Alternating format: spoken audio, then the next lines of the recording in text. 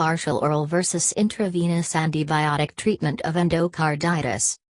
Kasper Iversen, M.D., D.M.Sc, Nikolaj Ihlemann, M.D., Ph.D., Sabine Gill, M.D., Ph.D., Trine Madsen, M.D., Ph.D., Hanne Elming, M.D., Ph.D., Kaare Jensen, M.D., Ph.D., Niels Bruun, M.D., D.M.Sc, Danny Høfsten, M.D., Ph.D., Kurt Fursted, M.D., D.M.Sc, Jensen Christensen, M.D., D.M.Sc, Martin Schultz, M.D., Christine F. Klein, M.D., et al.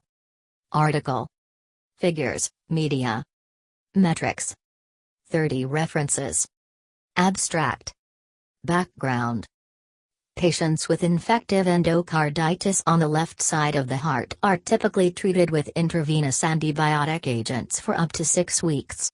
Whether a shift from intravenous to oral antibiotics once the patient is in stable condition would result in efficacy and safety similar to those with continued intravenous treatment is unknown. Methods.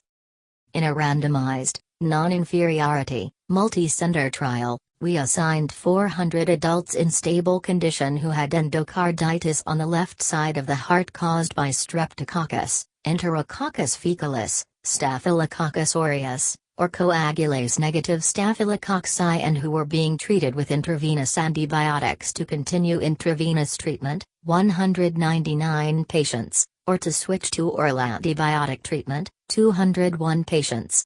In all patients, antibiotic treatment was administered intravenously for at least 10 days. If feasible, patients in the orally treated group were discharged to outpatient treatment.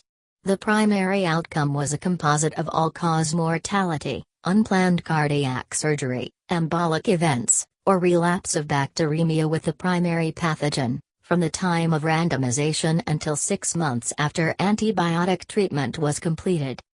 Results.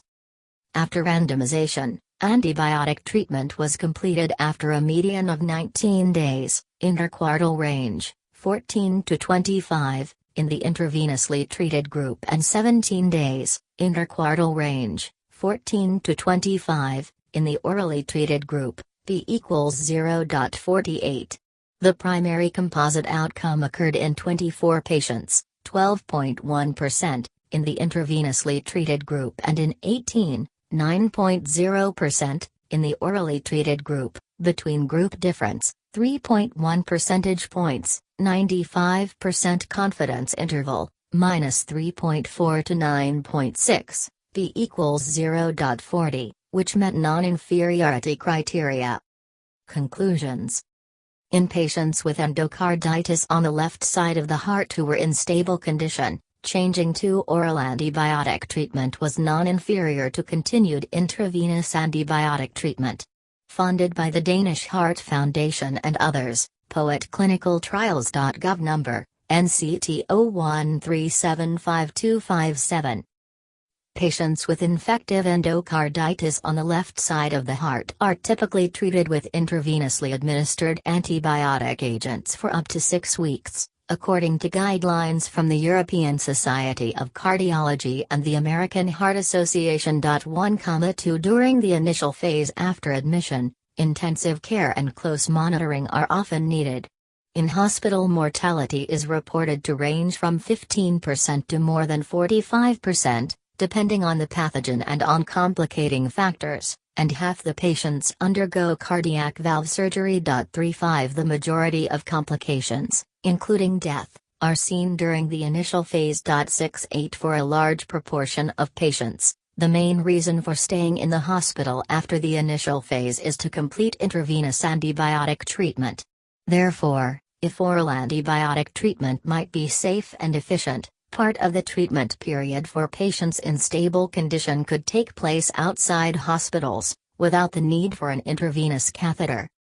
Intravenous treatment during long hospital stays may be associated with an increased risk of complications, whereas a shorter length of hospital stay has been associated with better outcomes in studies of other diseases. 9/11 This forms the basis for recommendations in European and American guidelines for outpatient parenteral treatment of endocarditis in patients fulfilling certain criteria. A regimen commonly used in the United States. 1, 2, 12, 13 However, when outpatient parenteral treatment is given, logistic issues are critical, and education of the patients and staff is necessary to ensure that the patients adhere to the regimen, are adequately monitored for efficacy and adverse effects, and receive paramedic and social support, as well as easy access to medical advice. Oral antibiotic therapy may reduce these challenges and may be an appropriate alternative. However, the clinical evidence for the safety and efficacy of oral antibiotic treatment of endocarditis is limited. 14/18.